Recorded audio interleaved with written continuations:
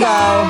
Bago po tayo magsimula, batiin muna natin ang mga kayanggaw natin na talaga namang gigil na sa sample ni Sir Jay.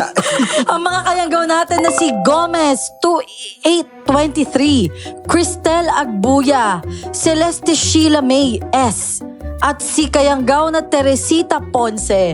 Sabi nila, Sir Jay, nasa na yung sample mo? Sir Jay, mabubuwang na ako kakahintay. Hinihintay ko po. Hindi, Kayanggaw, ano lang, di ba, nag-birthday tayo nung isang araw. Kaya, ayun. promise, ito mamaya sa dulo ng Mamaya, video. oo. Fight na. Abangan nyo. Bumuelo pa yung lalamunan Okay. niya. Pero Kayanggaw, bago namin simulan yung kwento, please, huwag niyo naman kalimutan mag-subscribe and mag-comment para masama kayo sa shoutout section. And please, pakilike yung video natin para umabot ito sa lahat ng ating mga Kayanggaw. So Kayanggaw, enjoy!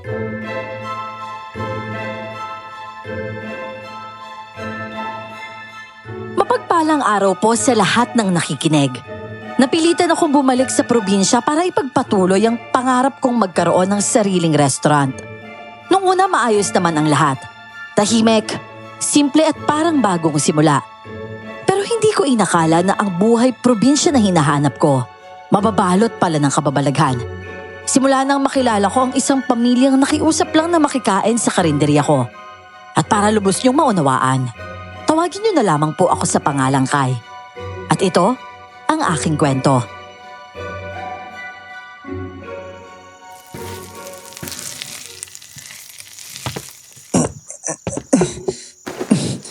Ayan. Ayos. Pwede na to. Ano? Ano pwede na? Ano yon? Pwede ka na mag-asawa? O siya, pwede na rin ako. So ano, tatawagin ko na ba si Father? Tigilan mo nga ako, Tisa, hindi tayo talo, no? Tsaka, himala yata ah. Aga mo ngayon. Hindi pa nga ako nagbubukas ah. Ano? Hindi ka pa ba magbubukas? Ang haba na kaya ng pila ng mga chismos sa labas, no? Akala mo may pa free taste? Kanina pa daw sila nakabang sa naamoy nila sa ginigisa mo. So ano, ako na ba yung magbubukas o gusto mo muna silang pahirapan? Patapos na nga to. Sige na, buksan mo na. Huwag mo na lang sila paghintayin. Baka tayo pa'y maabala mamaya sa singilan eh. At saka, kilala mo naman yung mga yan, di ba? Kung kailan busog na, saka maalala na wala pala silang dalang pitaka. Ay, chulala. Sige na. Bubuksan ko na, ha? Basta't ako nang bahala at hindi na makakalusot sa akin yung mga makukunat na yan.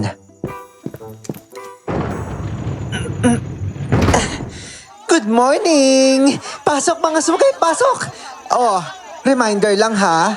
Aminin natin ngayon ay para lang sa may dalang wallet. Bawal ang mamaya lang. Bawal din ang kilala mo naman ako, di ba? Ayan ha. I-check ko lang yung mga wallet nyo ha. Ilabas nyo. I-check ko to kung may laman ba o baka hangin lang ang laman. Charos. Ano ba naman yan, Tisay? Ang aga-agang ingay mo. Ay, Manay Trining. Ang gara naman po ng makeup nyo ngayon. Saan po ba yung punta nyo? At para kayo may tatakutin dayo ah. Ay, naku, ewan ko sa'yo, Tisay. Morena ka naman, pero bakit Matisay ang pinangalan sa'yo ng nanay mo? Bigyan mo na nga lang ako ng pansit, tsaka isang pritong itlog at tsaka kanin. Ay, ganun? Nako, kung hindi ka lang matanda, Manay, nako, papatulan talaga kita dyan. Ilan ba?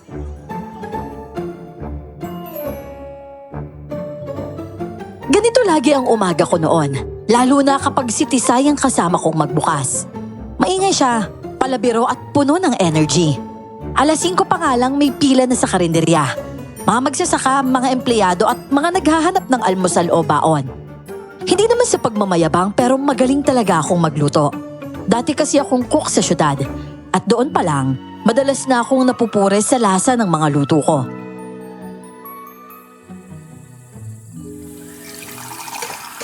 Oh, ano ba naman yan, Kai?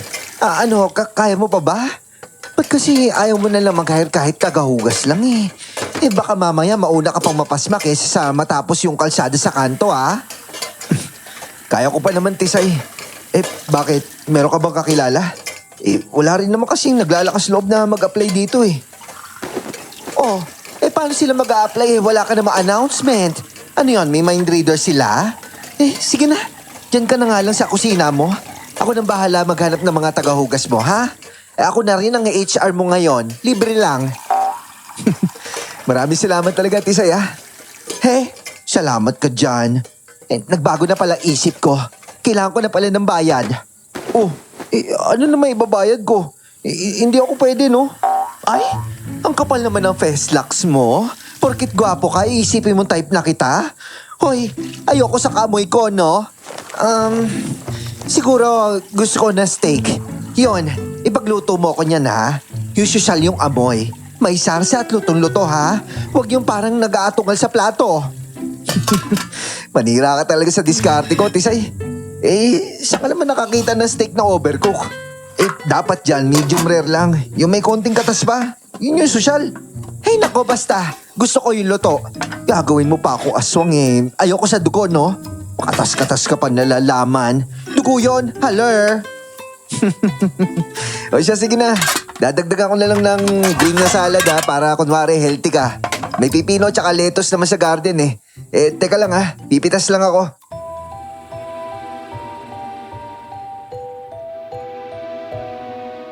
Lumabas nga ako saglit sa karinderya.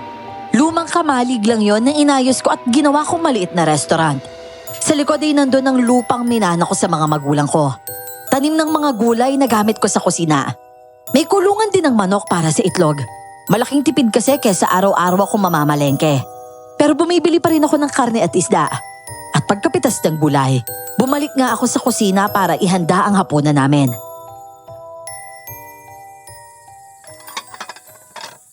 Aya! Para tayo nasa 5-star restaurant, ah. Sino mag-aakala na itong munding karinderya meron palang pamilyang panghari at reyna? Dito lang yan sa kamalig ni Kai. Simple sa labas, pero sosyal ang lasa. Kumain ka na nga lang. Ang dami pang sinasabi.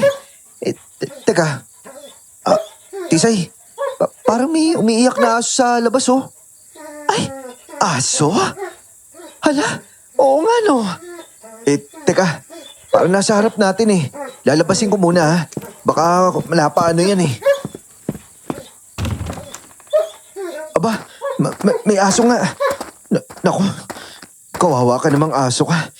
Uy, wag mo akong kagatin, ha. Tutulungan lang kita. Naku, may sugat ka pa, oh.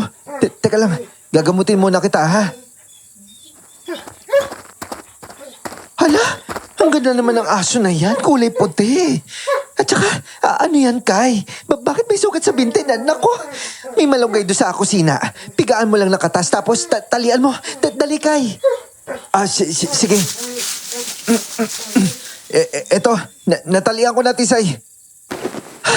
Hala, bakit parang umiilaw yung mata na aso? Anong umiilaw yung sinasabi mo? Reflection lang ng ilaw yun, no? Ikaw talaga. O siya, papakainin ko lang to. Tiga mo, mukhang gutom na gutom. May tira pa naman yata karne dun sa rep, eh. Aba, ang swerte naman ng aso, may pakarne pa. Sige na, ubusin ko na rin yung karne ko tapos uuwi na ako. Sana all malambing sa aso. Naku, sana naging aso na lang pala ako, no? Ano? Anong sabi mo? Ay, wala. Sabi ko, masarap ang steak pero makunat na.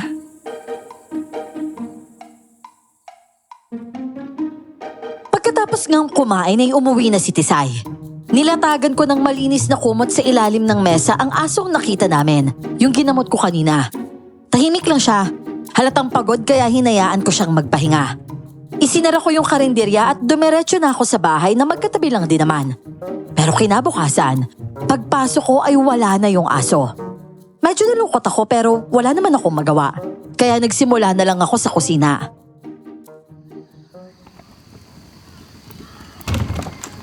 Good morning! Ay, hindi pala good morning. Aba, ba't naman ang dilim dito? May low pressure area ba? Ano?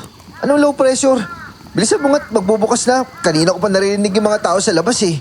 Hindi ko lang maiwanan itong niluluto ko kaya... ang sungat naman nito. Sige na, magbubukas na ako. Sige ka, aalatin itong negosyo mo kung nakasimangot ka palagi. Ano ba kasi nangyari sa'yo, Kai? Para bang binagsakan ka ng langit at lupa, ah. Teka, Nasaan na pala yung aso? Parang hindi ko yata nakikita. Wala na. Umalis na. Ayun. Kaya naman pala para malungkot ang loko. Hindi mo naman sinabi mahilig ka pala sa aso. Marami kaya sa bahay. Gusto mo bigyan kita ng isa? Ano? Ayoko nga. Yung aso niyo dun parang mangangain ng tao yun eh. Ay, grabe naman siya. Oy, di wag. Lado naman to. Oh, mga suki, kain lang. Unahin natin yung mga pogi dyan. Meron ba? Ay, nako, kapag wala, hala, sige. Pumili na kayo at mukhang maraming niluluto tong si Heartbroken Boy eh. Siya nga po pala. Wala po tayong luto bukas ulit Araw po kasi ng pagbubukid ko. Sa sunod na araw na lang po ulit. Ano? Bakit naman? Ba't naman ganon? Ay, makareklamo naman to mga to. Parang hindi na kayo sanay sa schedule Ano kayo, mga dayo? Hayaan mo na kasi.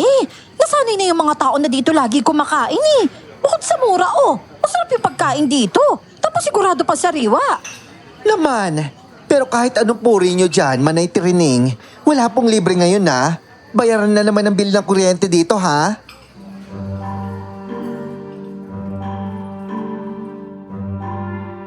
Nakita ko nga sa mga mukha ng mga customer ko ang pagkadismaya.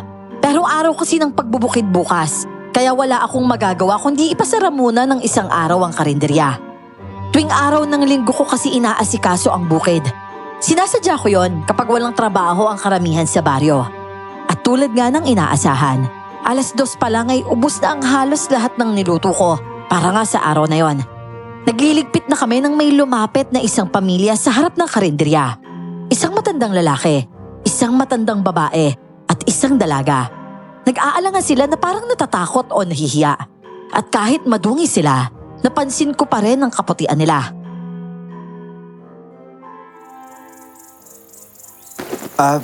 Manong, magandang hapon po. Ano po atin? Boy, pwede ba kami makikain? Gutom na kasi kami. Ilang araw na rin kami paikot-ikot sa bayan pero wala ni kahit isa ang gusto magpakain sa amin. Meron ka pa bang tira dyan? Kahit gulay lang na nilaga at tubig sa kanin, maayos na yun. Hoy, Kai, huwag mo sabihin pakakainin mo yung mga yan dito. Titignan mo ang dudungis paano kung may sakit pala yung mga yan? Uy, tumigil ka nga. Nakakaawa na nga At saka may tira pa namang gulay ako dyan Sayang din naman yun kung sa basuran lang mapupunta kasi mabubulok na. Pagpasensyahan nyo na itsura namin Madumi talaga kami kasi ilang araw na kaming walang maayos na ligo pero wala naman kami mga sakit. Oh, kita mo na Tisay, hindi ka tuloy. Manong, wag po kayo mag-alala. Pasok po kayo. Ayos lang po ba kayo? Parang wala po kayong kalakas-lakas saglit lang po Maghahanda lang po ako ng karne. Ano po bang gusto niyo luto dito? Nako, kahit hindi mo na nga lutuin What? Hilaw? Hindi. Ang ibig ko sabihin kahit wag ng karne. Gulay na lang at kanin. Wag yun nalagyan ng pampalasa. Ilaga mo na lang sa tubig para hindi na kami makaabala sa iyo. Sige ho. Bumuna kayo Ihanda ko lang na mabilis yung pagkain nyo. Maraming salamat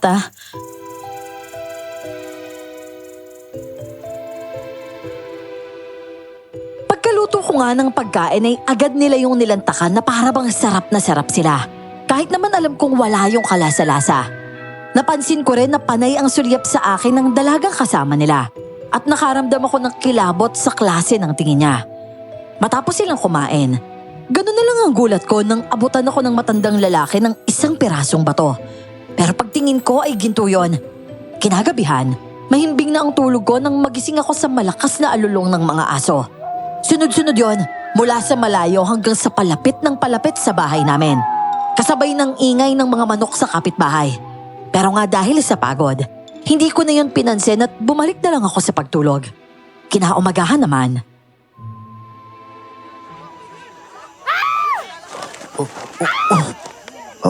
Ano yun? Bakit parang nagkakagulo sila sa labas? Anong oras na ba? Ang aga-aga pa. 4:00 pa lang Teka nga lang. Lalabasin ko nga muna yun. Diyos ko, mga manok ko! Sino bang may gawa nito? Manay Trining? Ano po nangyari dyan sa manukan nyo? Kay, may pumatay sa mga manok ko. Tingnan mo naman, oh. Wakwak yung tiyan tapos wala ng mga ulo. Ano? Ala, mukhang ito yung narinig ko kagabi hindi niyo po ba napansin kagabi? Meron po kasi umalalong na aso tapos narinig ko nagkagulo yung mga manok nyo. Akala ko nga po pinaglalaroan lang ng aso nyo kasi di po ba palagi naman ginagawa yun ni Bantay? Ayun nga din ang akala ko. Kaya hindi ko na nilabas. Hindi ko naman akalain na may peste na palang kumakatay sa kanila. Diyos ko, kawawa naman ang mga manok ko. Naku Manay, ilibing niyo na po yan. Huwag niyo na pong ihawin Hindi po kasi natin alam kung hayop ba o tao o kung ano nila lang yung may gawa niyan. Basta po maniguro na lang po tayo. Aba. Teka. Ano ba nangyari dito? Hanggang doon sa bahay rinig ko yung gawa ni Manang Trining Ay, ano yan? Ba't gutay-gutay yan? Alam Manay, yung mga manok mo minasakir. Dahil nga sa nangyari ay kumalat ang balitang may gumagalang aswang sa aming baryo. Hindi kasi normal ang pagkakapatay sa mga manok. Walang ulo, wakwak ang dibdib at wala ng mga lamang loob. Parang yun lang talaga ang kinuha tapos hinayaan lang ang mga manok doon. Tanghaling tapat at abala ko sa garden ko nang may maaninag akong pamilyar na bulto. Papalapit yun sa bahay namin. Ganun na lang ang tuwa ko nang mapagtanto kong si Kuya Nick ang paparating. Pero saglit din yung nawala nang makita kong may kasama siyang magandang babae. Pamilyar din naman sa akin ang babae. Pero hindi ko maalala kung saan ko nga ba siya nakita. Hanggang sa tumapat na nga sila sa bakod ng hardin ko, dun sa gilid ng karinderya. Oh, Koy! Aling tapat nagbibilad ka dyan sa arawan Kuya Nick? Kuya! Kamusta? Aba, lumalaki yung katawan natin Teka kuya, sino to kasama mo? Ito nga pala yung ate Caressa mo. Bago kong girlfriend. Ano, kumusta ka na dito? Mukhang hiyang ka sa probinsya. Nanadaba ka na rin. Hindi tulad nung nasa syudad ka pa. Hi, Kai! Alam mo maraming nakwento yung kuya mo sa akin tungkol sa'yo. Pero hindi niya nasabi na gwapo ka rin pala. Talaga? Ito naman, pero mas gwapo pa rin talaga si kuya sa akin. Nakakatuwa ka naman. Gwapo na tapos humble pa. Hindi naman no. Pero kuya, ano nangyari? Ba't bigla ka naman yatang nagbalit ng girlfriend? Wala. Hindi na kasi nag-workout yung relationship namin ni Bel Kaya yun, iniwan ko na. Umiral na naman yung pagiging babaero mo pero ano, saan ka tutuloy? Doon ba sa bahay ko o doon sa kabila? Doon na kami sa kabila. Para alam mo na, may privacy. Nakakaya naman sa'yo kung... Ako pa talaga yung iniinggit mo sige na, doon ka na para may privacy. Pero bukas kuya, usap tayo Mukhang dami natin pagkukwentuhan Namiss talaga kita. O sige, bukas na lang O siya, sige na. Bye, Pogi!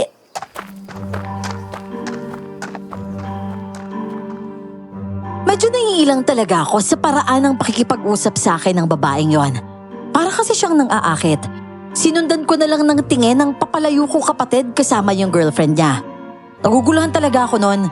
Ang alam ko kasi mahal na mahal ni Kuya si Ate Bel. Pero hindi ko na lang yung pinakailaman. Buhay naman kasi nila yon. Kinahaponan naman, nakita ko ulit ang pamilyang yon sa harap ng karinderya ko. At sa pagkakataong yon, maayos na ang pananamit nila at mukhang malinis na rin. Doon ko naman napansin ng mabuti ang dalagang kasama nila. Saglit na lang ako natulala. May kakaiba sa ganda niya. Malamestisa ang dating. Malinis ang muka at parang may sariling liwanag.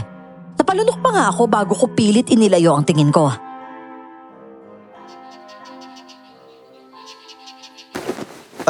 Magandang hapon po.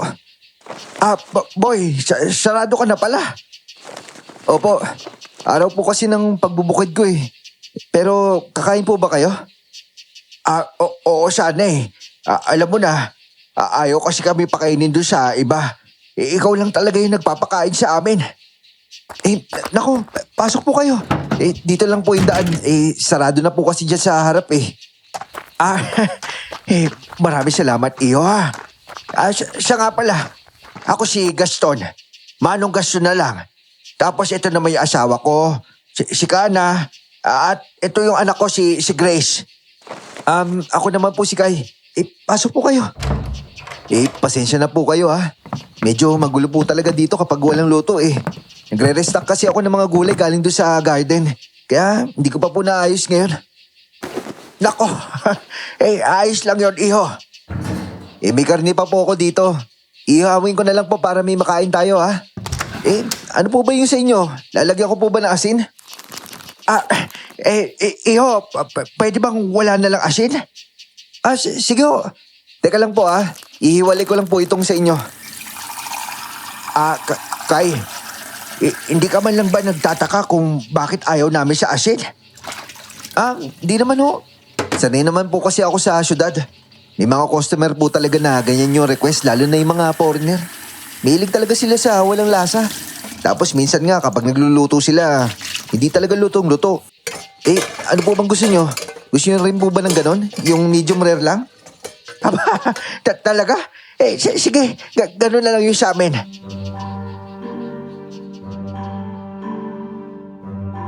Inuna kong isa lang ang 3 karne na walang asin, habang nilalagyan ko naman ng pampalasa yung akin. Matapos kong makapaghain, saka ko inilagay sa magkabilang plato ang mga karne namin. Sabay pa nga kaming kumain sa iisang mesa ng mga oras na yon, kaya naman kitang-kita ko ang pagkailang ng dalaga sa akin. Bahagya pa nga siyang umiiwas kapag susubo, kaya naman napatawa na lang ako ng konti. At pagkatapos kumain, nagpasalamat sila at agad na nag-abot ng bayad. Nagulat pa nga ako dahil may pasobra yon.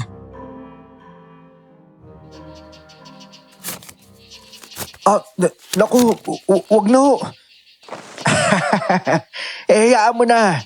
Ang laki istorbo kasi itong ginawa namin sa'yo. Kay maraming salamat talaga ha. Hindi ko talaga alam na kumakain ka rin pala ng medyo hilaw na karne. Opo. Ganun po kasi talaga dun sa pinagtatrabahuan ko dati. Salamat po talaga sa tip ha. Walang anuman. Grace, Kana, tara na. Umuwi na tayo. Oo, sige po, tay. Kay, para sa'yo. Tago mo to, ha? Teka, ano to? Basta, tago mo na lang. Regalo ko yan para sa'yo. Basta ingatan mo yan, ha? Sigurado ako magagamit mo yan. Ha? Ano to? Magagamit? Ano ba to? Pampalasa? May bulaklak sa loob ah. Aba, kakaibang bulaklak to ah. Pero, walang amoy pero, ba't kaya nasa bote niya nilagay? Hindi ba pwede itong hawakan? Koy! Ay, si kuya pala. Bakit parang seryoso mo naman yata dyan? Wala to kuya. Meron lang nagbigay sa akin. Tignan mo to, parang bulaklak. Aba, kakaibang bulaklak yan ah. Sino nagbigay? Yan ba yung babae nakita ko? Ba, ganda din nun ah. Ano yun? Manliligaw mo? Si kuya talaga Ba't naman manliligaw sa akin yun? At saka kung may manliligaw man dito, ako dapat yun Ako yung lalaki Biro lang naman. Ano naman, seryoso naman masyado. Pero tama-tama kuya. Samahan mo naman ako sa palengke Mamamalengke kasi ako ngayon para sa mga karne na gagamitin ko bukas. Tara. Sakto pala yung punta ko dito eh. Oo, may nag-day off ko kasi si Tisay. Kaya hindi ko siya makakasama ngayon.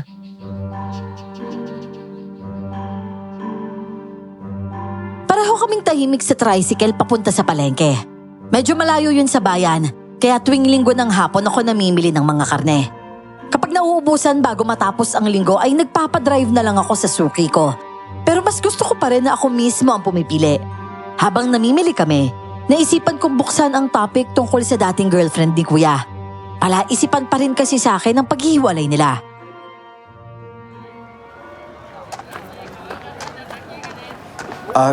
Kuya, paano ba kayo naghiwalay ni Ate Bel? Akala ko okay na kayo. Huling tawag niyo nga sa akin, nagpaplano na kayo magpakasal Ako pa nga yung kukunin yung magluluto, di ba? Ewan ko ba, Koy? Parang kasing bigla na lang ako nawalan ng gana eh. Alam mo yun? Mahal ko naman siya dati. Pero parang nawala na lang yung pagmamahal ko bigla eh. Tinamad na ako. Tapos lagi kami nag-aaway. Hanggang sa napagod na lang ako. Tapos, nakilala mo naman to si Caressa. Kuya, parang ang bilis mo naman yata nagpalit. Halos 7 years din kayo ni Ate Bella. Wala man lang move on base. Doon na mo problema kasi ako. Nakilala ko yung si Caressa sa isang bar. Call agent siya eh. Kasama niya yung mga katrabaho niya doon. Ayun, nalabat first sight ako kaya niligawan ko. Tapos, sinagot ka naman niya kaagad. Kuya, ang bilis naman yata nun.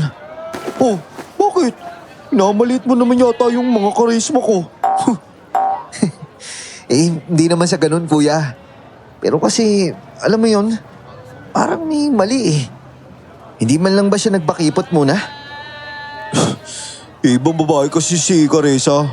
Mahinhin lang siya pero mas malawak yung pangunawa niya sa mga bagay-bagay. Hindi katulad ni Belle. Kasi si Belle boring eh. Alam mo yun? Dalagang Pilipina. Ay, nako. Ewan ko sa'yo, kuya. Ganyan yung mga type mo eh. Oh, bakit? Ang bihira to. Ba't ba ako magpapaliwanag sa NGSB? Para tuloy akong kumakausap sa mga batang walang muwang. Ano? NGSB? Ano yun? NGSB! No girlfriend since birth. Ewan ko sa'yo, kuya. Para ka rin si Tisay eh. Oh, ano magagawa ko kung wala akong nagiging girlfriend? Kasalanan ko ba yon?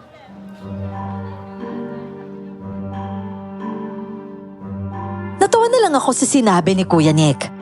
Totoo naman kasi, hindi pa ako nagkaka-girlfriend kahit nung high school o kahit nung college ako. Ewan ko ba, siguro hindi ko pa talaga nahahanap noon ang babaeng magpapatibok ng puso ko. O baka masyado lang talaga akong pihikan pagdating sa mga babae.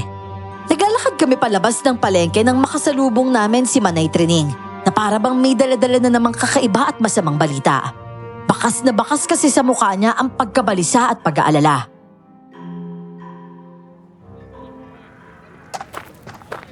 Oh, Manay Trining. Ba't po kayo parang galing sa kaguluhan? Ano ba nangyari? Ay, Diyos ko, Kay! Hindi kayo maniniwala sa nalaman ko. Naku, si Manay, anong chismis na naman ba yan? Ulit tanda ko, mali yung chismis na pinapakalat nyo ah. Ano ba nangyari? Nagkakagulo sa barangay oh. Ano ka ba? Hindi to chismis, no? Galing kasi ako doon sa kabilang bayan para mag-deliver ng mga kakanina in-order sa akin. Tapos pagdating ko, sakto. Nakasalubong ko yung mobile ng barangay nila. Di ayun, sinundan ko. Aba, pagkadating ko doon sa bahay na pinaghintuan nila, may nakita ako patay na inilalabas doon sa bahay na yun. Patayo? Di po ba normal naman minsan yung ganun? Yung natatagpuan na lang patay sa loob ng bahay? Ano daw po problema, Manay? Oo nga naman, Manay. Medyo OA naman po yung reaksyon nyo. Maliban na lang siguro kung kinatay yung bangkay, di ba? Alam mo ba yung patay? Lalaki po ba o babae? Lalaki! Tapos ito pa, putlang-putla na parang naubusan na ng dugo. Ano? Ganun na lang ang gulat ko sa sinabi ni Manay Trining. Nung una, nagduda pa kami sa matanda dahil madalas talagang walang katuturan ng mga binabalita niya. Pero nang magsalita na ang kapitan, doon namin napatunayang totoo pala talaga ang balitang galing sa kabilang baryo. Bukod dun sa nakita ni Manay Trining, marami pa raw ang biktima at puro kalalakihan daw. Minsan daw mga magsasaka, mga tambay sa kanto at mga laseng, pero madalas daw ay mga binata pa. Lumipas nga ang mga araw at halos nasanay na rin ako sa presensya ng pamilya ni Manong Gaston na kumakain nga sa amin tuwing hapon. Tama po kayo nang naririnig, tuwing hapon lang sila kumakain sa amin. Natataon pa nga na wala ng ibang tao sa karinderya, tapos saka naman sila nagpapakita.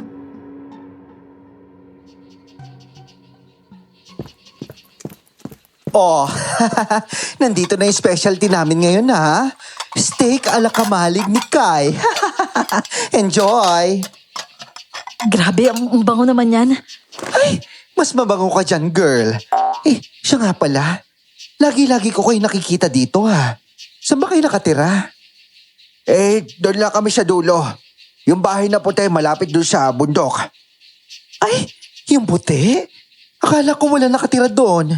Kayo pala yung nakatira doon? Usap-usapan kasi sa baryo na meron nagmumulto daw doon kaya wala talagang lumalapit. Ano ba yun, Grace? Totoo ba yun? May multo ba talaga doon? Ano ka ba, chismis lang yun, no? Wala namang multo. Pero salamat pa rin sa chismis na yun kasi tahimik doon ngayon eh. Oo nga. Mas gusto ko kasi namin yung ganon. Tahimik at saka malayo kami sa mga tao. Kung sa bagay, walang chismosa, walang gulo. Oh, eto na, luto na yung alimango. Kakain na tayo. Ayun! Ito na talaga yung hinihintay ko, alimango. Nako, salamat, chef, Grace, anong inaamoy-amoy mo dyan? Wala. Sige na, kain na tayo.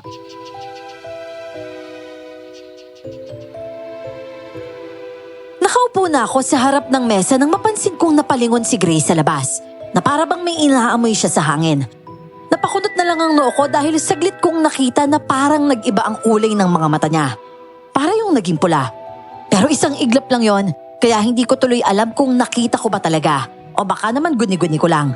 Baka refleksyon lang ng ilaw ng dumaan na tricycle. At pagkatapos namin kumain, gaya nga ng inaasahan ay sobra na naman ng binayad sa akin ni Mang Gaston. Hindi na ako umangal at nagpasalamat na lang ako.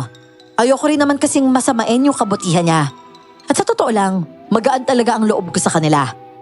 Kinabukasan, abala ako sa pagwawalis sa labas ng karinderya nang may narinig akong sumisitset at napahinto ako doon.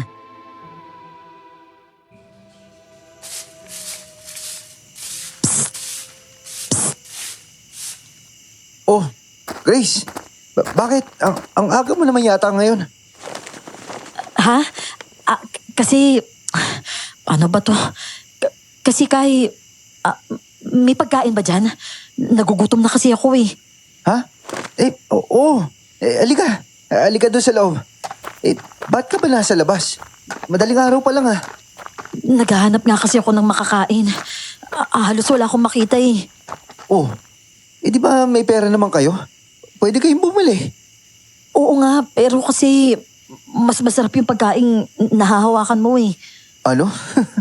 Ang weird mo naman. Paano sasarap madalas nga rin walang lasa yung pinapaluto nyo sa akin. Basta, ang hirap kasing ipaliwanag eh. Pero pag ikaw kasi yung nagluto, iba kasi talaga yung lasa kaya lagi kami dito kumakain eh. Kaya kahit simple lang, ayun, parang sapat na. Tapos, ewan ko ba, parang kumakalma kami kaya hinahanap-hanap na namin yun eh. Alam mo, ang weird mo talaga. Pero sige, dahil maganda ka naman, dilibre na kita ngayon. Ano ba gusto mo? Talaga?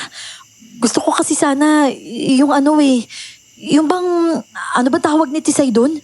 Yung karne na parang medyo hilaw? Yung steak. O siya, sige, mabilis lang naman lutuin yun eh. Teka lang ha.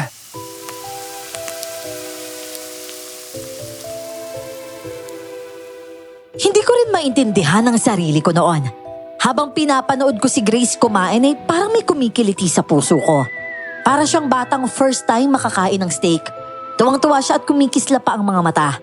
Walang kaarte-arte tapos dinidilaan pa niya yung mga daliri niya. Ibang-iba talaga siya sa mga babaeng nakilala ko sa syudad. Hindi siya yung typical na mahinhin. Medyo maangas pa nga pero yung side niya na parang bata. Doon talaga ako tinamaan.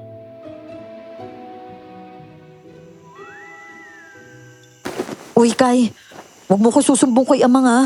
Magagalit kasi yun kapag nalaman niyang nilibre mo ko eh. Oh, ba't naman siya magagalit? Sabi niya kasi bawal daw kami mga abuso ng tao. Ang sabi niya, lahat ng ibibigay sa amin dapat daw may pasobrang bayad. Kaya ba palagi merong patip si Manong Gaston? Oo, ayaw niya kasi nung may nadedihado eh. Lalo na yung mga taong tumatanggap sa amin nang wala nang tanong-tanong. Sus, wala yun no? Tsaka hindi naman abuso yung ginagawa mo Natutuwa nga ako panoorin ka eh. Tsaka, Grace, salamat pala dun sa binigay mo na isang araw Hindi ko alam kung ano yun pero pakiramdam ko gumaganda talaga yung tulog ko sa gabi. Oo. Ako nito yun. Nagtataboy kasi yun ng mga masasamang hangin sa paligid. Dalhin mo palagi yun Dapat nga, lagi nasa malapit mo lang yun. Tapos kapag may aswang na lumapit sa'yo, Isaboy mo yun. Panigurado hindi na sila lalapit sa'yo. Takot na lang nila dun, no? Sige na kaya. Pabalik na ako sa amin. Baka kasi magising na sila, Amang. Sigurado hanapin ako nun. Diyan ka na, ha?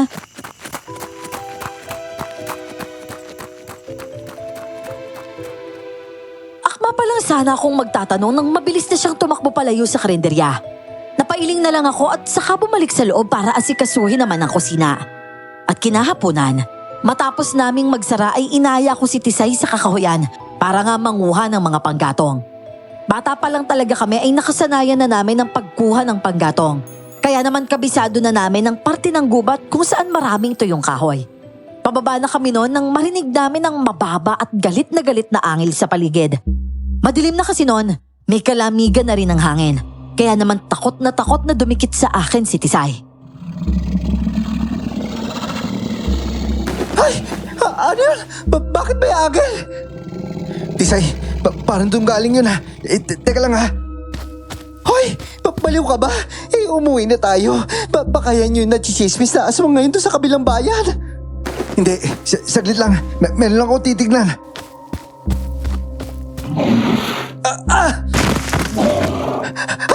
Nandang makakay!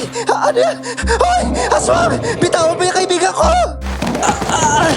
Ang tutulis ang kuko niya! Tisay! Tulong! Tulong! Ano gagawin ko? Ito kahoy! Hoy, aswang! Sinabi ng tigilan mo yung kaibigan ko! Ayaw mo ah! Sige! Hahampasin kita ng kahoy na to! Eto sa'yo!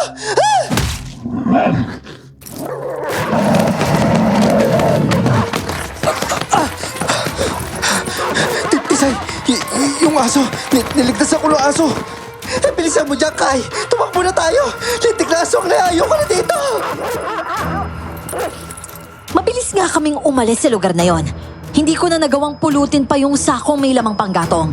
Dahil wala na talaga akong ibang inisip kundi makalayo. Sino ba naman kasing hindi matataranta? Ikaw ba naman ang biglang sunggaba ng isang nakakatakot na nilalang? At hanggang ngayon, kapag naaalala ko yon, kinikilabutan pa rin ako. Kitang-kita ko kasi yung nakakatakot niyang muka. Tapos yung katawan ko, nanlalagkit dahil sa likidong kumapit sa akin. Hindi ko nga alam kung langis ba yon o kung ano. Sobrang baho na parang pinaghalong malansang isda, bulok na karne at dugo. Talagang nakakasuka. Pagdating namin sa bahay, pareho kaming hingal na hingal at halos hindi na kami makapagsalita. Nagulat pa nga si kuya nang makita niya kami sa ganung ayos, kaya naman dali-dali niya kaming pinapasok at inasikaso.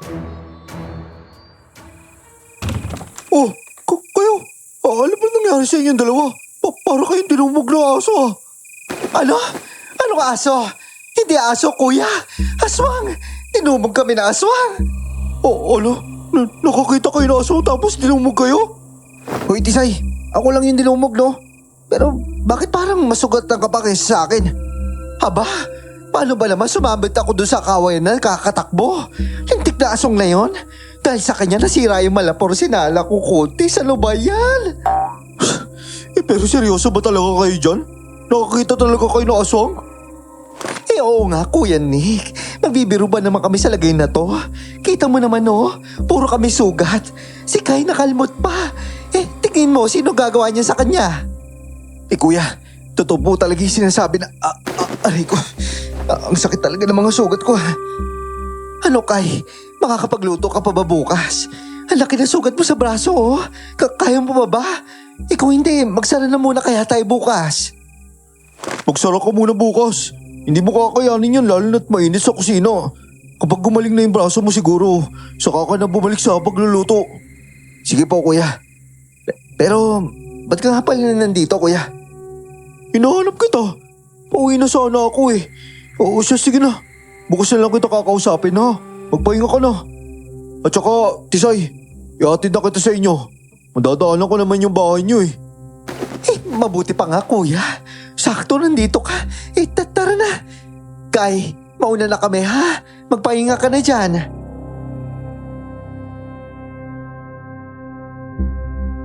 Pagkaalis nga nila ay isinara ko naman ang pinto ng karinderya bago ako pumasok sa bahay. Marahas pa akong napabugan ng hangin habang tinitingnan ko ang mga sugat sa katawan ko. Humahapdi yon at kahit nalagyan na ng gamot, pakiramdam ko namamaga pa rin. At hindi nga ako nagkamali.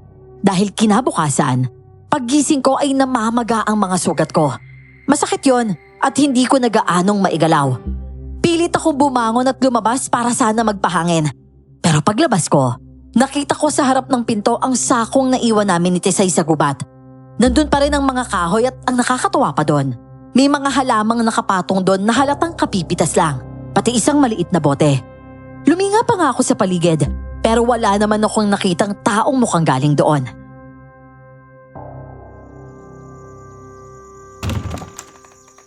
Oh, sabi ko na nga ba nandito ka eh. Kamusta yung sugat mo? Ito, masakit pa. Namabaga pa nga eh. At saka sakto nandiyan ka. Kakahugas ko lang ulit eh. Tulungan mo nga ako ilagay itong gamot. Gamot yan? Bakit walang antibiotic? Meron ka naman nun ah. Di ba nilagyan na natin kagabi? Pero pagkagising ko namamaga pa rin eh. Kaya sigurado ako walang silbi yun. Oh, saan naman to galing? Mga halamang gamot to ha. At saka may luyang itim pa. Teka, alam ko na yung gagawin. Saglit lang ha. Magpapabagal lang ako. Anong gagawin mo? Naalala ko kasi. Aso nga pala yung gawa niyan. Baka may lason yung kalmot niya sa'yo. Sakto, nakita ko to. Alam mo naman na albularyo yung lolo ko, di ba? Kaya syempre, may paraan siya na alam ko, no? Ay, oo nga pala, sakto. Ayan, pwede na. Baga na to. Painitin lang muna natin ang luyang itim sa baga, ha? Teka, ano pa bang meron dito? Hagonoy. Eto, dapat pala ito yung ginagamit natin eh. Para mabilis mapatigil yung pagdugo sa sugat natin. Meron ka pala nito, ha? Bakit ngayon mo lang nilabas? Nakita ko lang yun sa labas pagkagising ko eh. Kasama nun sa ako na naiwan natin sa gubat kagabi. Di ba? Ang weird. Ano? Seryoso, hindi ka nagbibiro? Hindi nga. Kasi tignan mo pa doon sa labas. Tsaka may buti pa nga dyan eh. Bilangis pero parang iba eh. Malapot siya. Ay, eto ba yun? Mukhang langis nga pero parang may halo. Ano kaya to? Teka, gamitin natin to ha. Baka may nakakita sa ating kagabi. Tapos kaya siya yung nagdala nito tapos binigyan kanya ng gamot. Yun na nga rin iniisip ko, Tisay eh. At saka, sa tingin mo ba, naligtas kaya yung aso na nagligtas sa akin kagabi? Feeling ko naman, oo.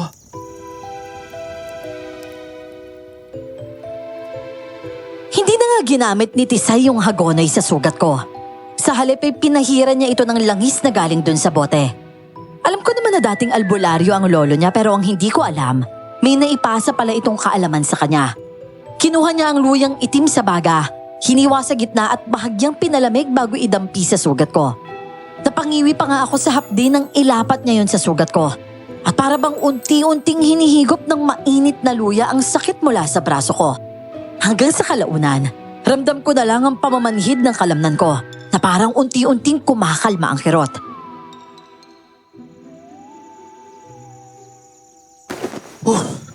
Grabe. Galing naman ito. Parang nawala yung sakit ah. Kanina ramdam ko pong parang tumitibok-tibok yung sugat ko pero ngayon wala na talaga oh.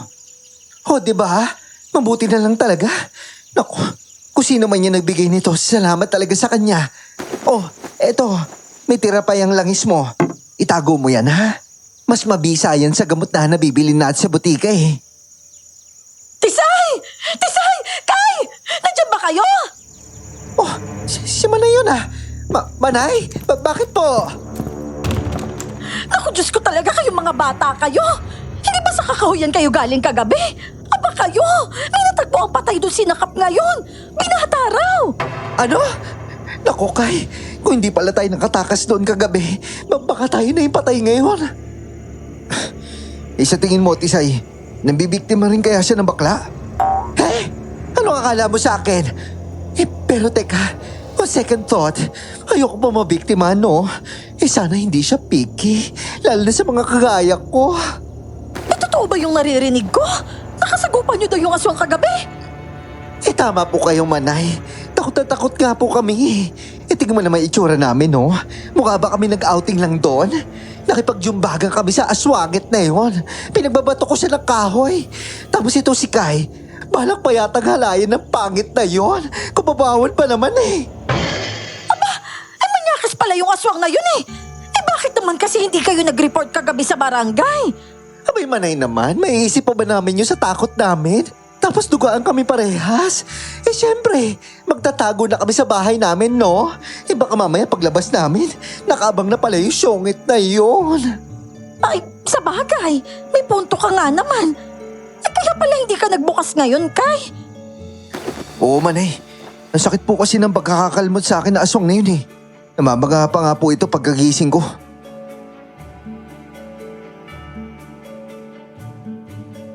Mas lalo naman akong kinilabutan sa balitang dala ni Manay. Napaisip tuloy ako, paano kung hindi dumating yung puting aso kagabi? Malamang isa na rin kami sa mga biktima ng aswang na yon. At pagkaalis ni Manay, dumating naman si Kuya Nick bandang 2:00 para mangamusta. Sa labas pa lang napansin ko na agad na iba ang itsura niya. Parang matamlay, nangangalumata at halatang puyat. Maputla rin siya at yung tipong parang may hindi magandang nangyari. O matagal na siyang hindi nagpapahinga. Pero imposible naman yon dahil kagabi lang ang huling kita ko sa kanya at hindi naman ganon ang itsura niya.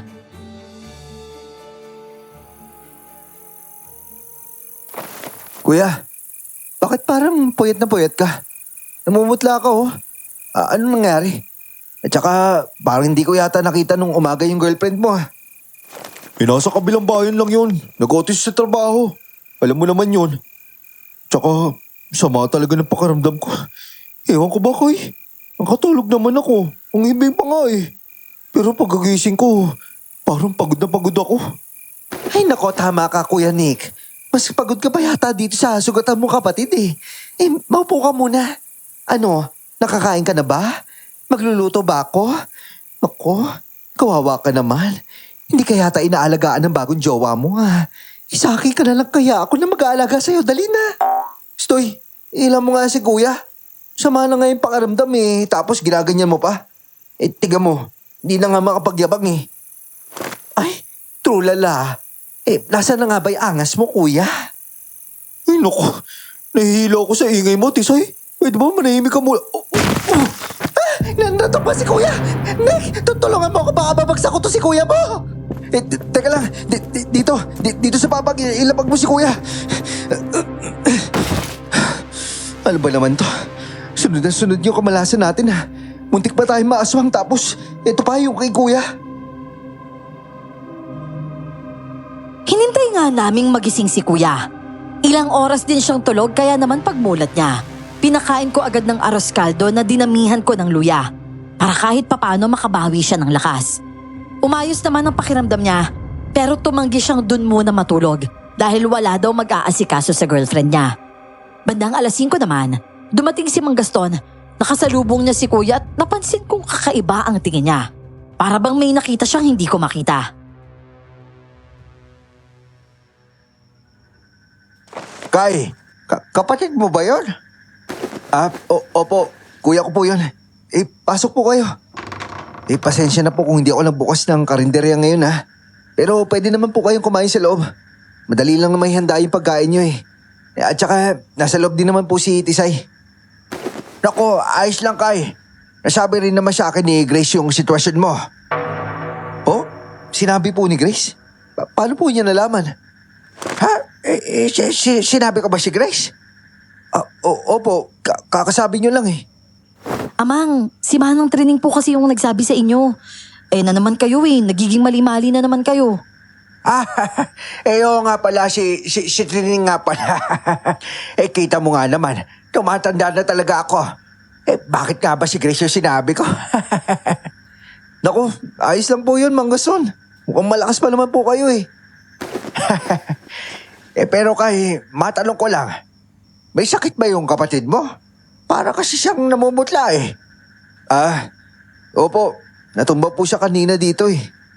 Ay, true po, Manong Gaston. Kakaloka nga eh. Pero napansin niyo rin pala, para po siya nag-donate ng dugo, no? Eh, mukha nga siyang kulang sa dugo. Eh, kamusta pala yung sugat mo? Mabuti naman at marunong kang gumamit ng mga halamang gamot, Kay. Nako, hindi po ako.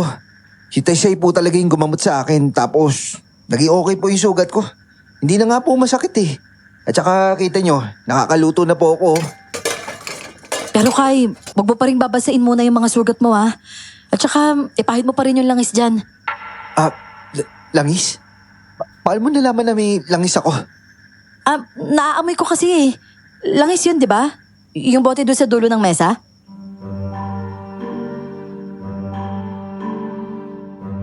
Napatampal pa ako sa noon nang makita kong bote pala yung tinuturo niya. Nakalimutan ko pala kasing itabi yun. Napangiti na lang ako sa kainihanda ang pagkain. Sabay-sabay na nga kaming kumain at pagkatapos ay kusa pang tumulong si Grace na maghugas. Kitang-kita kong aliw na aliw si Tisay sa kanya at daldal siya ng daldal.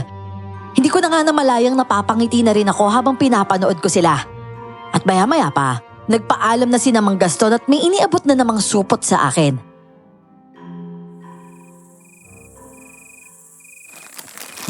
Manong, para saan po to?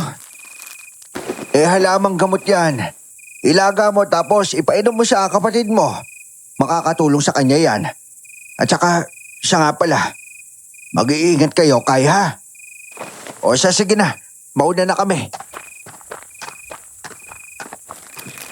Nako, ano daw? Mag-iingat daw tayo? Hala, Kai, hindi kaya, bakit kaya parang may alam si Manong Gaston sa nangyayari dito sa baryo natin? Parang ganun na nga eh. Pero ano, hahabulin ba natin sila? Nako, ayoko nga. Gabi na dito na nga ako makikitulog sa bahay mo eh. Wala kasi si papa ko. Kaya paskwat muna ha. Ayoko kasi mag-isa dun eh. Walang problema. Mag-isa din naman ako sa bahay eh. Basta doon ka sa sopa ha. Nako, kahit saan pa yan. Kahit sa banyo mo pa ako patulugin, walang problema yon. Nakakatakot kaya mag-isa. Diyan ka na lang sa sopang yan ha. Malaki naman tsaka komportable dyan eh. Kukuha lang ako ng kubat tsaka unan mo. O sige, dalawin mo ha. Gusto ko kasi yung meron akong kayakap eh. Demanding ka talaga. O sige na, oo na. O, yan na yung unan mo ha. Matulog ka na. Para bukas kumaayos na yung braso ko, magbubukas na tayo. Sayang kasi yung mga ingredients eh. Ay go! Para makasagap din ako ng mga chismis sa mga chismos sa barangay. Good night, chef.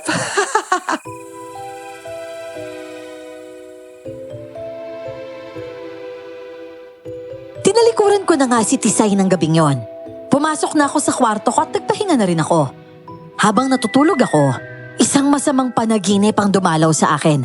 Parang bumalik ako sa gabing inatake kami ng aswang sa kakahuyan. Tumatakbo ko, pilit na tumatakas, pero bigla na naman akong nadamba. Nagpagulong-gulong kami sa lupa habang pilit akong kumakawala. Tapos yung nakakatakot na mukha ng halimaw na nakadagan sa akin, biglang naging si Grace. Napabalikwas ako sa higaan. Hinawakan ko ang ulo ko at pilit inaalis sa isip yung nakita ko. Maya-maya pa, may kung anong ingay akong narinig sa labas. Parang may nagbubungkal sa karinderya ko.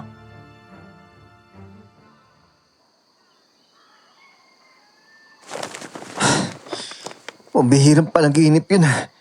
Bakit naman napasama pa si Grace doon? Ano yun? Bakit parang may tao yata sa karinderya? Matignan nga muna. Baka mamaya may nakapasok na magnanakaw eh. Bahay kubo, malaki man din. Ang halaman doon ay puro ginto. Igisang sibuyas, bawang at kamatis. At saka ilagay ang corned beef. Hoy! Hey! Tika, ikaw lang pala. Akala ko may magnanakaw na eh. Kanta ka pa ng kanta dyan. Ano ba yung niluluto mo? Good morning, chef. Eto, nagluluto ako ng specialty ko, corned beef sa almusal, kasama yung pritong itlog at syempre, hindi mawawala yung fried rice ala Tisay. Dami mong alam. Baka naman nilawayan mo yan, ha? Asos, talaga? Kahit yata painumin pa kita ng sangkaterbang laway, hindi ka magagayuma sa akin, no? Kaya no, mahal ang laway ko at nakalan lang to para sa magiging destiny ko. Ewan ko sa'yo, kadiri ka. Uy, ito naman, maiba nga pala ako. Nasipat ko kanina sa labas, si Kuya Nick at saka yung jowa balls niya. Parang lumabas sila eh. Parang mga 3:00 yun. Talaga? Parang ang aga naman yata nun. Kaya nga eh. alam mo, kahit sa totoo lang, hindi ko talaga feel yung bagong jowa ng kuya mo. Mas pet ko pa rin si Ate Bel. Yung karesan kasi, ewan ko, parang may kakaiba sa vibe niya. Parang may off. Hindi ko talaga mapaliwanag. Basta hindi ako kampante sa kanya. At saka, hindi ko lang nasasabi sa iyo. Nahuhuli ko siya minsan. Lalo na kapag lalabas tayo. Nakatingin yun sa'yo. Kulang na lang humarang ka eh. Hindi lang naman ikaw eh. Ako rin. So, ano ba magagawa natin? Hindi naman tayo yung makikisama. Ayoko rin pangunahan si kuya sa buhay niya, di ba? Ayoko rin umabot kami sa pag-aaway dahil dun. Mas gusto ko siya mismo yung makakapansin. Ikaw sa bagay, may point ka. O siya, kain na tayo bago pa mabahaw tong hinanda ko para sa'yo.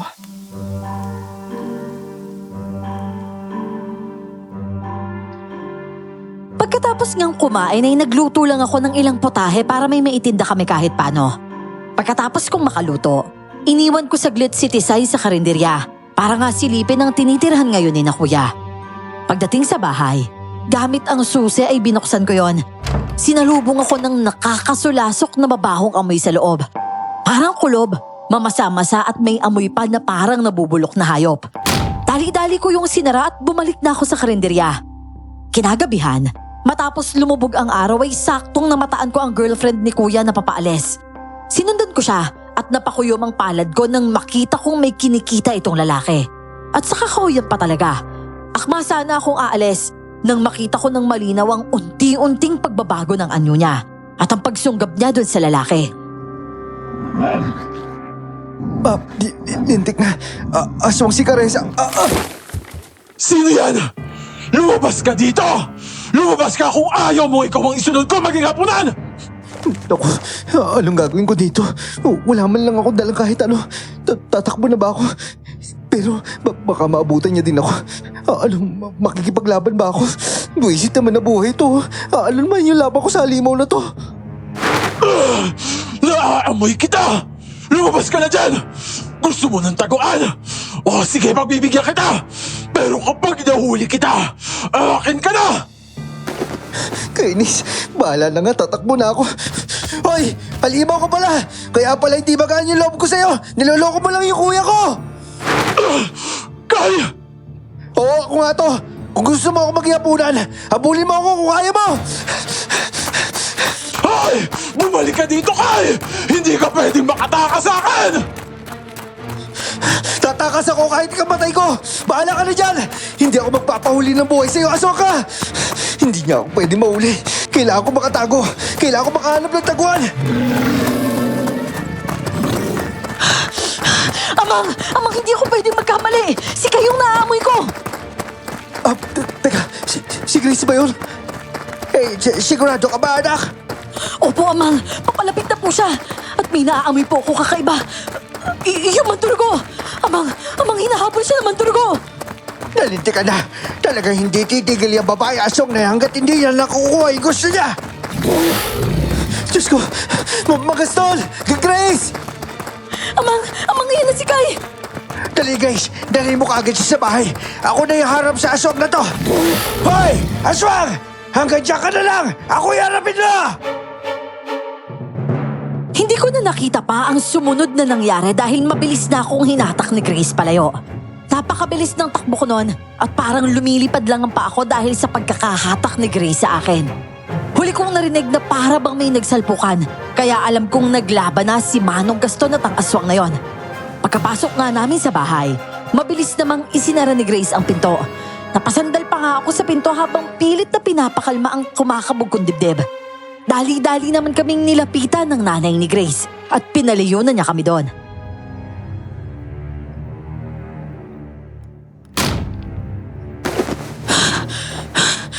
Ayos lang po kami.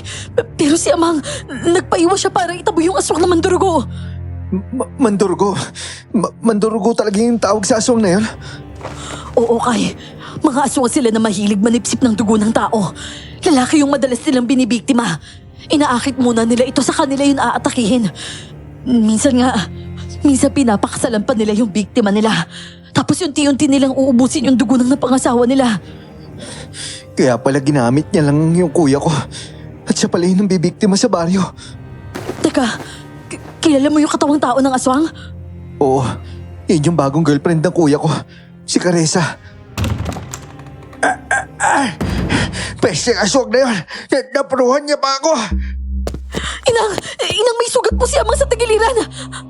Ano Amang? Napatay niyo ho ba siya? Hindi anak, nakatakas siya. Masyado siya malakas. Napakadulas siya kumilos. Isa lang ang ibig sabihin nun. Matandang aswang na yon. Hindi siya baguhan eh. Ibig sabihin, makakapambiktima pa po siya. Sa ngayon, maghahanap yun ng mapagtataguan. Nasugat ako sa dibdib kaya manghihina na yon. Pero sigurado akong babalik siya. Ikaw Kai, nasugata ka ba ulit? Kamusta yung sugat mo?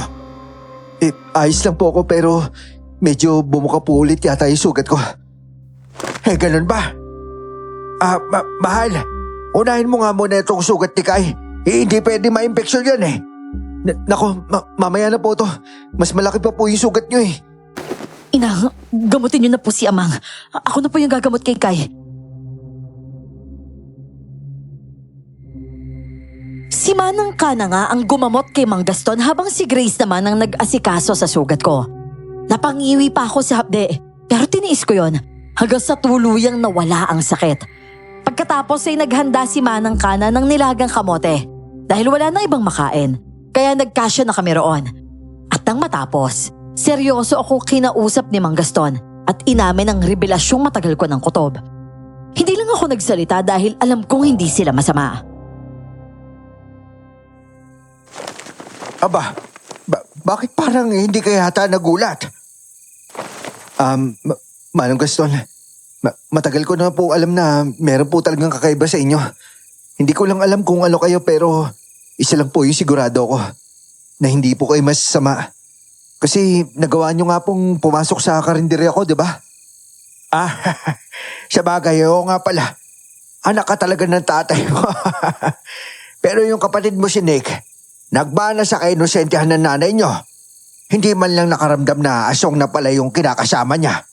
Mabuti na lang at namana mo pala yung lakas ng pakaramdam ng tatay mo manunugis. Kilala niyo po yung mga magulang ko? At manunugis po si tatay? Abay, oo naman. Sa katunayan nga magkumpare pa nga kami. Magkumpare kami sa inuman. Talaga ho? Grabe, ba't hindi man lang po kayo nagpakilala kagad? Nag-o-obserba pa kasi kami, Kai. Alam mo na, kailangan ko makasiguro na ligtas pa rin kami sa baryong to. Noon kasi, nandito pa ang tatay mo kaya kampante kami.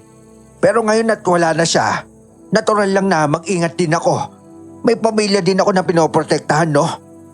Pero masaya ako at napapanatili mo yung kadalisayan ng lugar na yon. Yung karinderya. Yung dating kamalig na pahingahan namin ng tatay mo. Pahingahan niyo po yung dating kamalig namin? Ay, oo. Hindi ba nasabi sa iyo ng papa mo? Kung sa bagay, maliliit pa nga kayo noon. Hindi nyo rin naman maintindihan. Dito rin kami namamalagi noon.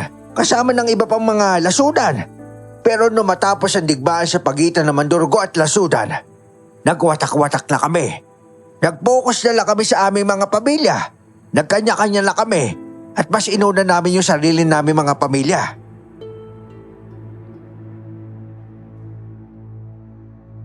Hindi ko inaasahan ang sinabi ni Mang Gaston.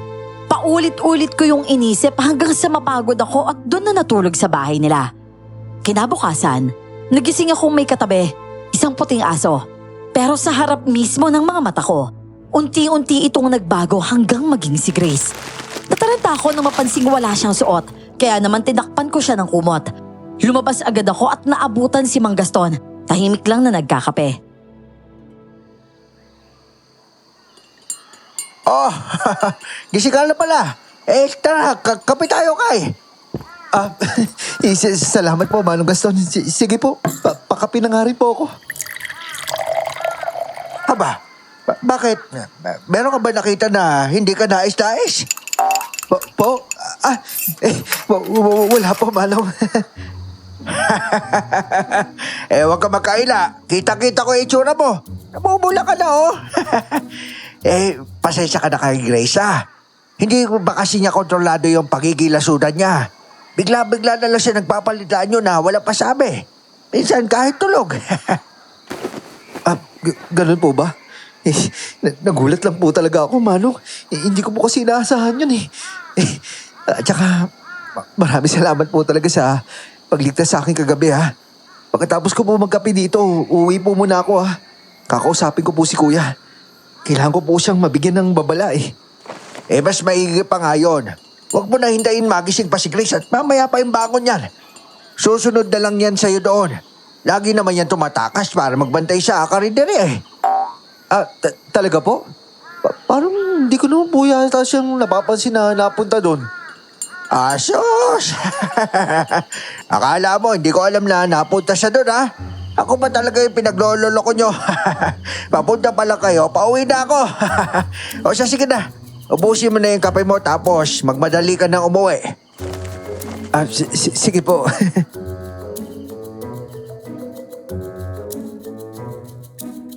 Pagkatapos ko ngang magkape ay umalis na ako. Pagdating sa bahay, agad kong kinuha yung bote ng bulaklak na binigay sa akin ni Grace at ipinasok yun sa bulsa ng shorts ko. Bago ko nga tinungo ang bahay ni Kuya. Handa na sana ako makipagtalo. Pero nalunok ko ang sasabihin ko ng pagbukas ko ng pinto.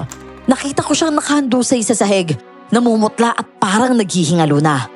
Napasigaw pa nga ako at dali-dali ko siyang binuhat palabas ng bahay niya. Nagsisigaw ako hanggang sa may tumulong sa akin na buhatin si Kuya papunta sa bahay ko. At pagkalapag ko sa kanya sa sofa, nagulat pa ako sa biglang pagsulpot ni Grace. Kay, huminahon ka. Magagamot siya ni nanay. Paparating na rin sila. Grace, paano ka? Basta mamaya na ako magpapaliwanag. Yung lang sige na. Ipahid mo na yung sa sugat niya sa leeg. Sige. Ito na nga ba yung sinasabi ko? Kung hindi lang sana ako nasugatan kagabi, nakuha ko pa sana yung kapatid mo. Ang ibig sabihin lang po nun, Amang, mabilis na gumaling yung sugat na binigay mo sa kanya. Oo, Grace. Tama ka. Sigurado po ako. Nagalit siya dahil hindi niya nakuha si Kai. Kahit wala siya sa loob ng lugar na to. Grace, bakit? Hindi ka ba nagtataka, Kai? Hindi siya makapasok dito. Dahil yun doon sa proteksyon na nilibing ng tatay mo dito noon. Tama si Grace Kai. Yung mga aswang na may masasamang dugo o nakakain na ng tao, hindi yun makakapasok dito. Ang lugar na ito ang ginagamit ng tatay mo dati para subukin ng mga aswang na lumalapit sa kanya. Hindi ko alam kung saan niya ito nakuha. Pero ito ang dahilan kung bakit alam namin ligtas kami laban sa ibang lahi ng aswang na humahantig sa amin dati. Kaya pala hindi ko siya nakikitang gumawi dito. At nung huling punta niya dito, nung pagdating pa nila, Hindi rin siya makalapit dahil palagi nasa paligid si Grace tuwing lalabas ka. Kaya hindi siya makatsyempong kunin ka. ako po? Pero di ba si Kuya yung... Ikaw talaga yung pakay niya, Kai. Nung una pa lang. Pero dahil nga hindi ka niya madaling mapasunod, binaling niya yung atensyon niya sa kuya mo. O di ba? Para mas mapalapit pa rin siya sa'yo. Grabe, sobrang gulo na talaga. Ano ba talaga ang pakay niya sa amin? Bakit pakaramdam ko kasalanan ko itong nangyayari kay Kuya?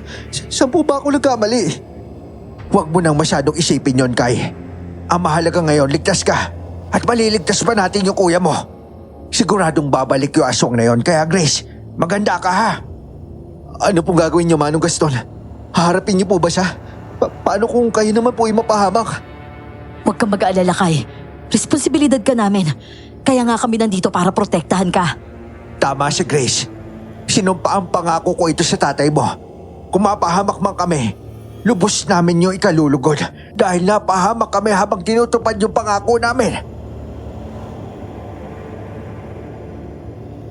Natahimik na lang ako ng mga sandaling yon. Nakita ko sa mga mata nila ang determinasyon, pero hindi ko mahanap sa sarili ko na matuwa. Kinakabahan ako at natatakot para sa mga susunod na mangyayari.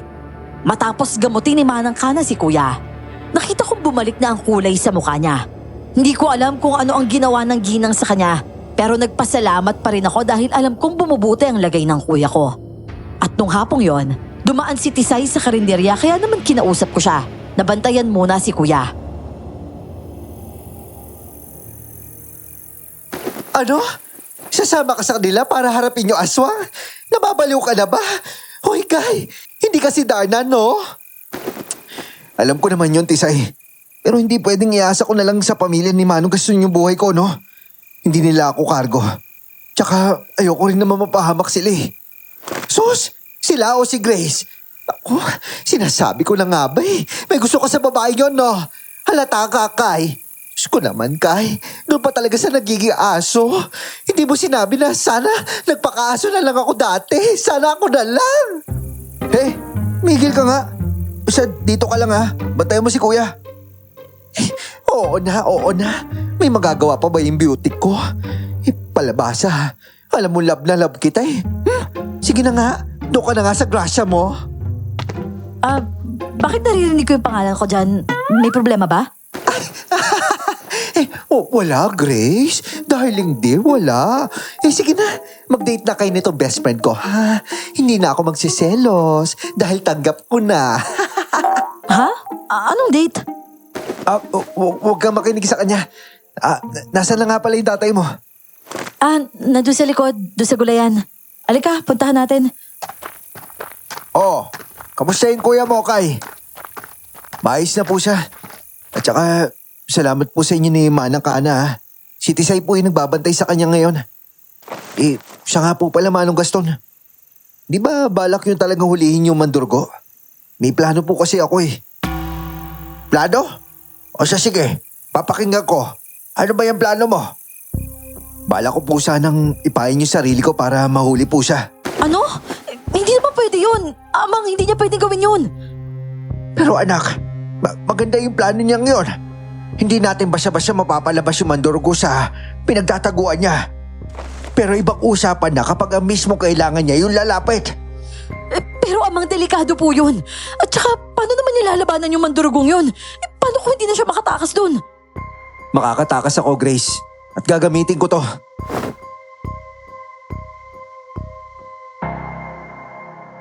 Nang itaas ko yung boteng may lamang bulaklak ng ako nito, natahimik silang pareho at nagkatinginan sila. Nakita ko pang ngumiti si Manong Gaston habang nananatiling nakasimangot si Grace.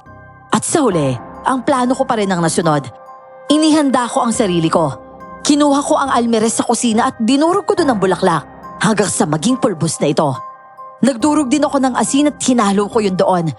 Pagsapit ng hapon, marahan kong tinahak ang daan papunta sa kakahuyan. Sakto ring araw yon ng pangangahoy ko, kaya naman nagdala na rin ako ng sako. Ba, ang daming tuyong kahoy dito ah. Naku, dapat pala sinama ko si Tisay. Para dalawa kami magbubuhat mamaya. Hi, Pogi. Gusto mo tulungan kita dyan? Ba't ka nandito? Sandali lang naman. Hindi naman kita sasaktan eh. At saka alam mo na kung ano ko. Pero hindi naman talaga ako masama. Ano ka ba? Hindi ako nananakit.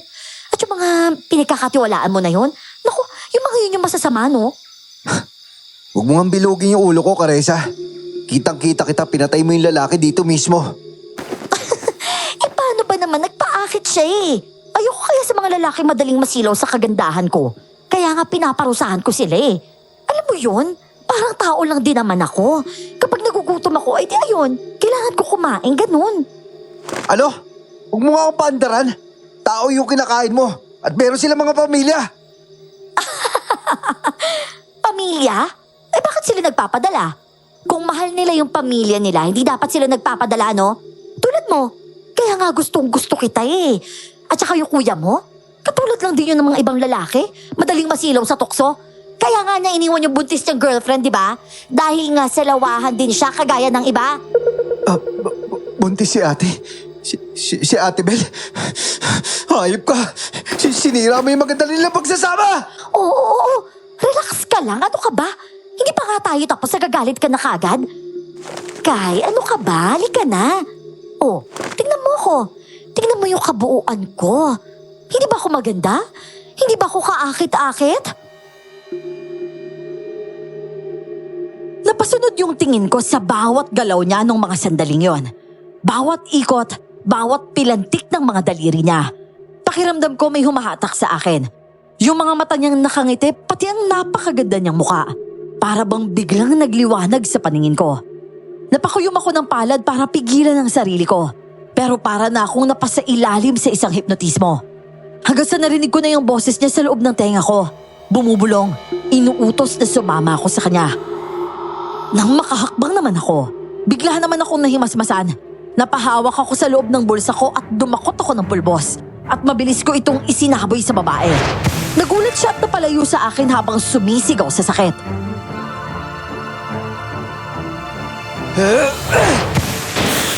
Ano to? Aray ko! Ang mukha ko! Anong ginagawa mo? Ano yung sinaboy mo? Pinilbos na ako nito at saka asin. Ano, masarap ba? Hayop ka talaga, Kai! Pagsisisihan mo yung ginawa mo sa akin! Bakit ganito? Nagpapalit ako ng ano? Bakit? Hindi ko mapigilan ang sarili ko! Lintik, ganito pala yung epekto niya. Humanda ka sa akin! Sinubukan kitang dalhin sa mabuting usapan, pero mas pinili mo yung paspasan! Kung hindi ka mapupunta sa akin, walang makikinabang sa'yo! Sige, lumapit ka! Isasabi ko sila yung lahat ng dala ko! Akala mo hindi ako handa dito? Hindi ako tanga para mamatay lang na hindi lumalaban! Sige, lapit! Kunin mo ako! Humanda ka sa akin! Katapusan mo na! Hindi ako magpapatalo sa'yo! Subukan natin kung alin yung mas malakas! Yung kalmat mo, ito sunto ko! Nang maganyong halimaw siya ay sunod-sunod yung atake niya. Paulit-ulit niya akong kinalmot. Naiilagan ko pa nga ang iba gamit ang kahoy. Pero nang mabasag yon, nahagip niya ang dibdib ko at bumagsak ako. Dinamba niya ako at nagpagulong-gulong kami habang pilit niyang kinakagat ang leeg ko. Nasipa ko siya pero sumugod ulit. Nadapa ako kaya pinakawalan ko ang pulbos sa bulsa ko. Sabay suntok at biglang dumamba ang 2 puting aso sa aswang. Si Mang Gaston tsaka si Grace. Kai, umalis ka na dito! Kami na bahala sa kanya! Hindi! Walang aalis dito! Dahil pagkatapos ko sa inyo, siya naman ang papatayin ko! Grace! Hindi, nabalibag si Grace sa lupa. Nasabay kawayan ko. Ayun, umanda ka sa akin, aswang ka! Umanda ka sa akin! Mga mahihina talaga kayo! Noon pa man, wala nang nagawa ang lahi nyo sa amin! Kung hindi lang dahil sa manunugis, hindi nyo kami matatalo! Natural lang yun dahil mas mataas na uri ka! Pero hindi ibig sabihin na magpapatalo kami sa'yo! Hoy! Teresa! Dito! Saluhin mo to! Tinamaan ang mata ko! Hindi ako makakita! Ayok ka talaga, Kai! Parang nasusunog ang mata ko! Tumama sa mata ng mandurugo ang pulbos na isinaboy ko. Hindi na ako nag-aksaya ng oras, kaya hinigpitan ko ang hawak sa pinatulis na kawayan. At sumugod ako, ibinuhos ko ang lahat ng takot at galit ko. Narinig ko ang pagtarak nito sa dibdib niya. Nalaki ang mga mata niya habang dahan-dahang dumudulas ang katawan sa kawayan. Napabitaw ako nang maramdaman ko yung dugo, hanggang tuluyan na siyang lumuhod at lumupaypay.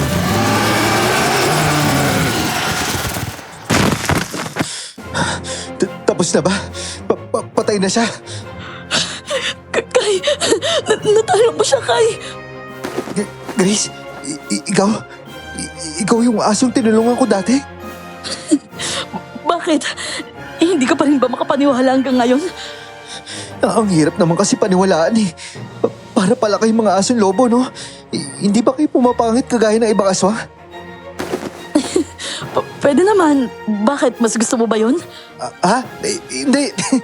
Mas okay na yung ganyan. Manong Gaston, ano pong gagawin natin sa katawan ng aswang na to? Sunugin na lang natin, Kai. Mas mabuti na makasiguro na walang makakakuha sa mutya niya. Sige po, Manong.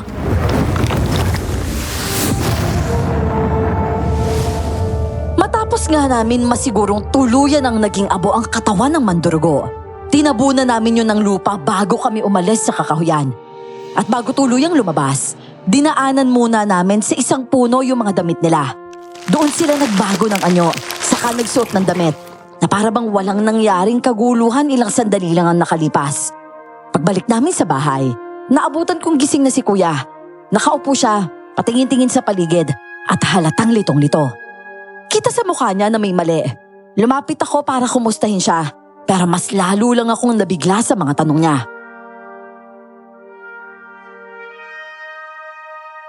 Oh, Kay, anong ginagawa ko dito? Anong ginagawa mo? Di ba ikaw yung pumunta dito kasama yung bago mong girlfriend? Ano? Ano ba ako, girlfriend? Ikakasal na kami ni Belle, no? Bakit? Ano ba ang sinasabi mo? Bakit? Ano ba yan? Bakit parang wala akong maalala? Pag-isip ko, nagulat na lang ako. Nasa tabi na ako ni Tisay. Huli ko naalala lang sa trabaho ako eh. Hinihintay ko si Belle doon dahil meron kaming date. OMG, Kai. Yung kapatid mo nagka-amnesia. Hindi niya maalala na may kumalantari sa kanya na higad. Kuya, sigurado ka bang wala ka maalala? Wala. Alam pa na ba? Naku, si Belle baka nag-aalala sa akin yun. Naku kuya, June 7 na po ngayon. Halos 2 linggo ka na rin nandito. Ano? June 7? 2 linggo? Teka na, nasa may cellphone ko. 1 linggo na lang kasal na namin ni Bella. Ano ba ginagawa ko dito? Manong, ano po nangyari? Bakit po walang maalala si kuya? Mukhang ginamitan siya ng gayuman ng mandrugo na yon, Kai. Oo, tama si Grace at mukhang gano'n na nga.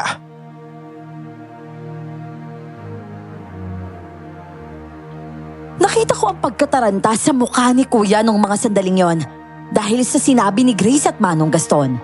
Doon ko naunawaan kung bakit parang ang laki ng pinagbago ng kapatid ko. Malayo yon sa mayabang at presko niyang pag-uugali noon. Matapos ang tawag na yon, nakita ko ang pag-aliwalas ng mukha ni Kuya. Ibig sabihin, naayos niya ang gusot na naiwan niya. Masaya siyang humarap sa amin at sinabing pupunta siya kay Ate Belle para personal daw kaming imbitahin sa kasal nila.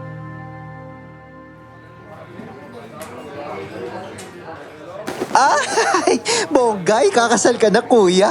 Ano, pwede ba ako maging flower girl? Ano? Anong flower girl? Baseman ka nga raw eh. Ikaw daw yung gagawing maid of honor ng Ate Belle mo.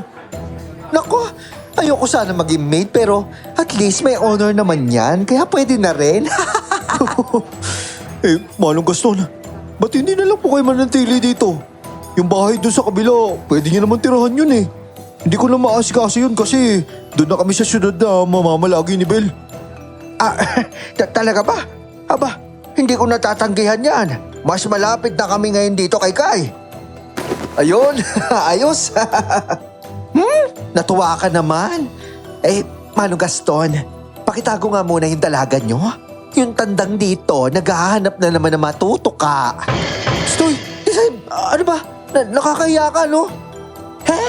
Nahiya ka pa? Ano ka, teenager?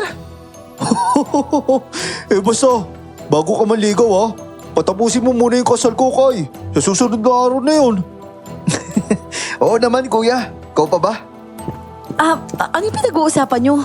Sino liligawan? Wala. Nagkamali ka lang ng rinig. Kumain ka na lang dyan.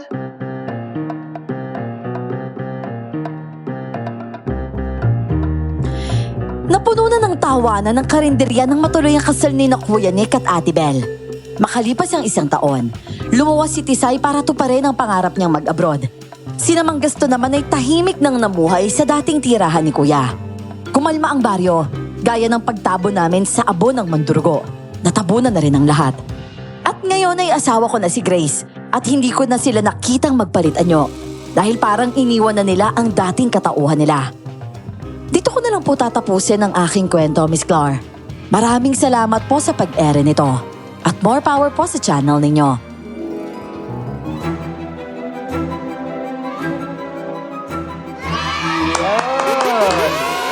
Hey, grabe. Nice. What a nice story na naman. Isang nakakakilig na love story na naman yan. Nakakatawa si Tisay no? Baklang-bakla. Guys, nga pala, Yung promise mo, nasa na? Pero bago namin simulan, press nyo muna yung subscribe, comment, go Sir J, tapos press nyo na rin yung like. Siyempre, like. Kunin ko na ba, boss, yung gitara? Kunin ko na po. Game. Ito na yung promise niya. Okay.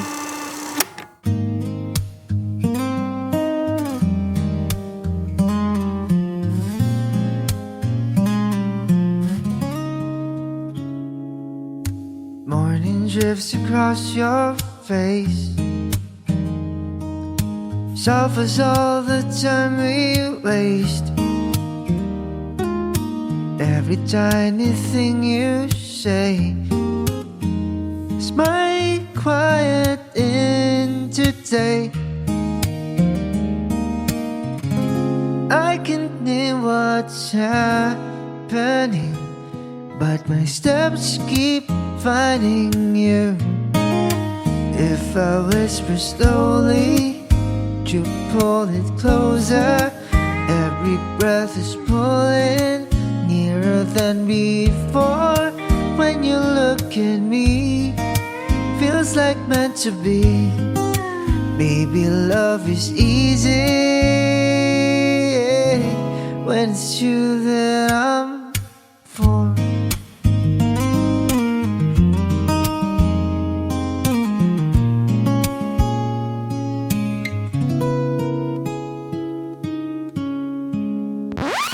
Power off!